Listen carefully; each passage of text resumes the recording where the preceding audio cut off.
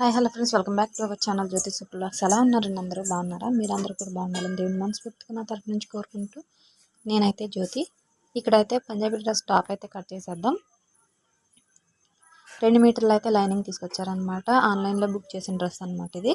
Silk, ఇది lining కూడా సిల్క్దే. ఇక్కడ ఆది డ్రెస్ ఉంది కదా, దీన్ని అయితే పొడవు చూసుకుంటున్నాను. ఈ లైనింగ్ అయితే పొడవు చాలా తక్కువ వచ్చిందనమాట. అందుకని నేను మొత్తం కూడా పెట్టేసుకున్నాను. డబుల్ ఫోల్డ్ చేశాను అనమాట. 4 లేయర్స్ వస్తాయి. డబుల్ ఫోల్డ్ చేసేసుకొని నేను హైట్ అనేది మొత్తం తీసుకున్నా కాబట్టి ఇక్కడ 30 ఇంచులు వచ్చింది అనుకోండి. 15 ఇంచుల దగ్గర మధ్యలో మిడిల్లో ఇలా మార్కింగ్ చేసుకోవాలన్నమాట. ఇక్కడ కట్స్ వస్తాయి అన్నమాట. ఇలా మార్కింగ్ చేసుకోవాలి. ఇక్కడ నుంచి పైన షోల్డర్ దగ్గరికి మళ్ళీ మధ్యలో ఒక మార్కింగ్ చేసుకోవాలన్నమాట సగానికి.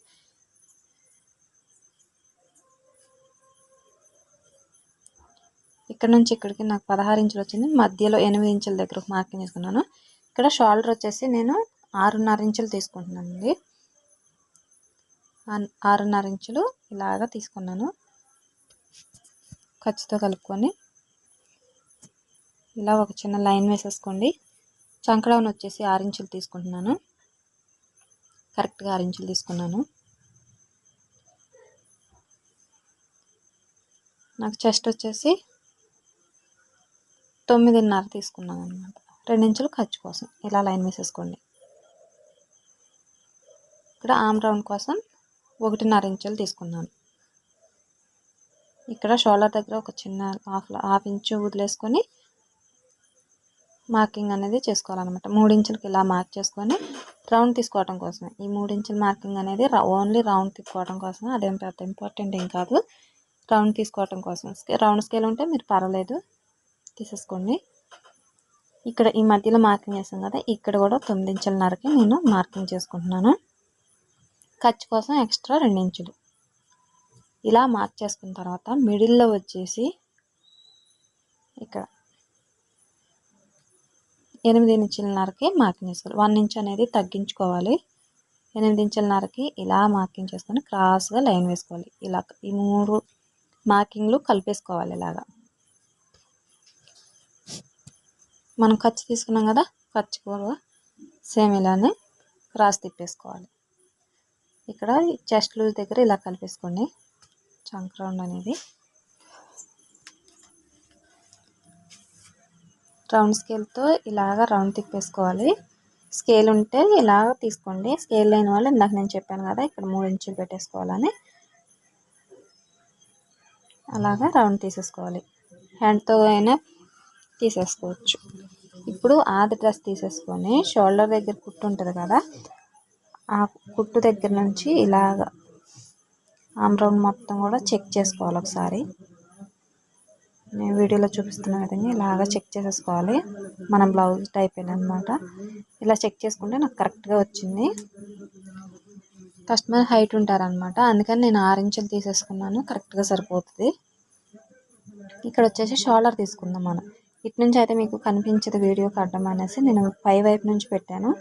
మనం హ్యాండ్ దగ్గర నుంచి షోల్డర్ కుట్టు తెలుసు కదా, ఇలా షోల్డర్ తీసేసుకుని నెక్ విత్ వచ్చేసి నాకు 2 గీతలు తక్కువ 3 ఇంచులు వచ్చిందనమాట. నెక్ విత్ వచ్చేసి నెక్ ఓపెన్. తర్వాత ఫ్రంట్ నెక్ కోసం 6 ఇంచులు తీసుకుంటున్నాను. బ్యాక్ నెక్ కోసం 5.5 తీసుకుంటాను.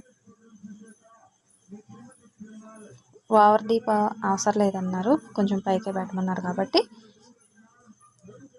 ఇలా తీసుకున్నాను.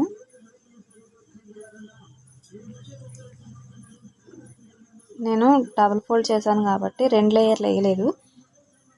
అందుకనే మీకు అర్థమవడం కోసం ఇలాగ 2 నెక్ కూడా ఇక్కడే పెట్టేస్తాను అనమాట. నేను విడదీసి తర్వాత కట్ చేస్తాను. నెక్ అనేది ముందుగా కట్ చేయను, ఓన్లీ మార్కింగ్ వరకే వేస్తాను ఇక్కడ.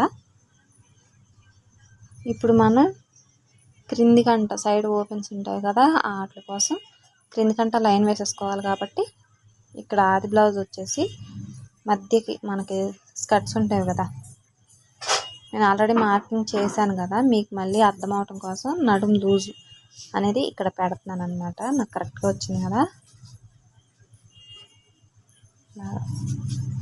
కరెక్ట్గా వచ్చింది. స్ట్రైట్గా ఇలా లైన్ వేసుకోవాలి. అంటే మనం ఇక్కడ నడుము దగ్గర ఒక 1 ఇంచ్ అనేది తగ్గించుకోవాలి ఖర్చు దగ్గర, అందుకని ఇలా పెట్టాను.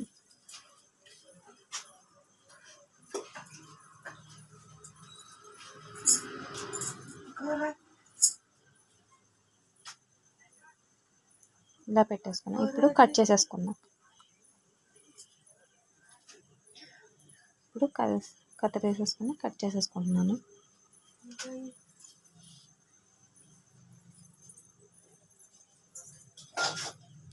ఇలా నీట్గా కట్ చేసేసుకున్నాను. సిల్క్ దాన్ని అసలు జారిపోతుంది అన్నమాట. కొంచెం కట్టినా కూడా ముడతలాగా లేకపోతే జారిపోవటం అలాగైతుంది అన్నమాట. ఇలా కట్ చేసేసుకున్నాను.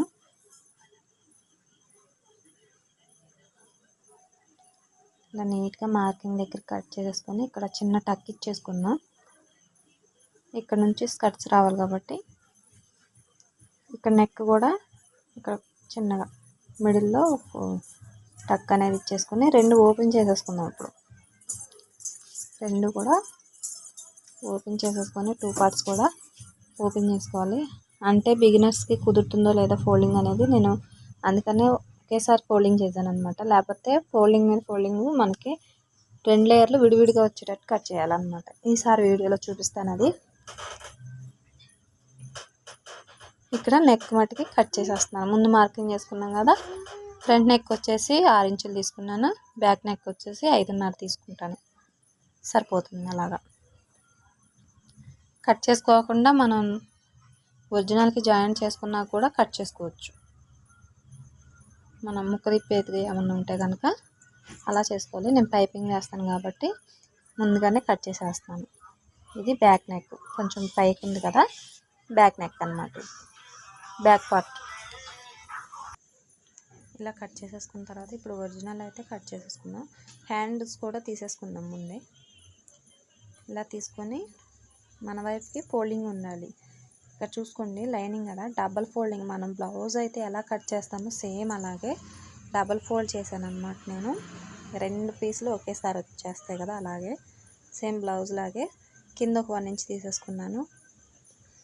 ఇక్కడ నేను ఆది బ్లౌజ్ ఆధారంగా తీసుకున్నాను అన్నమాట. ఒక 8 ఇంచులు పొడవు తీసుకున్నాను.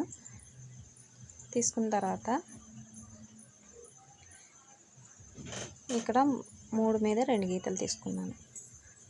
ఆమ్ డౌన్ వచ్చేసి ఇక్కడ ఆమ్ డౌన్ చెక్ చేసుకుంటే నాకు 8 ఇంచులు వచ్చింది. ఇక్కడ 8.5 ఇంచులు కొంచెం లూజ్ పెడతామని 8.5 పెడుతున్నాను. అయితే ఇక్కడ హ్యాండ్ లూజ్ కూడా చెక్ చేసేసుకొని ఆ బ్లౌజ్ ఆధారంగానే పెట్టేసుకోండి.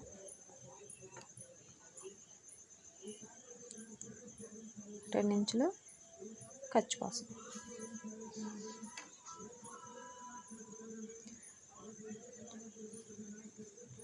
హాఫ్ ఇంచ్ అనేది కొంచెం తగ్గించేసుకుంటున్నాను అండి. ఇక్కడ 8 ఇంచులే వచ్చింది కాబట్టి 8 ఇంచులకే పెడుతున్నాను. ఒక హాఫ్ ఇంచ్ తగ్గించుకుంటున్నాను.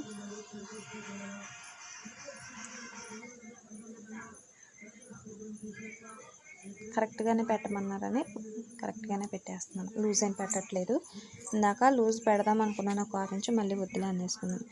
ఇక్కడ ఇటు నుంచి ఒక 1 ఇంచు, షోల్డర్ దగ్గర ఒక 1 ఇంచు, మిడిల్లో సగానికి ఫోల్డింగ్ చేసుకున్నాను. ఇక్కడ చూపిస్తున్నా చూడండి. ఇక్కడ నుంచి ఇట్లా సగానికి ఫోల్డింగ్ చేసుకొని టేప్ని 8 ఇంచులు కదా, 4 ఇంచుల దగ్గర ఒక మార్కింగ్ చూసారా, కరెక్ట్గా వచ్చినాయి. చేతితో పెట్టినా కూడా టేప్ కొలత లేకపోయినా కూడా కరెక్ట్గా వచ్చింది. ఎగ్జాంపుల్గా ఇది ఫ్రంట్ నెక్, ఫ్రంట్ కోసం అన్నమాట.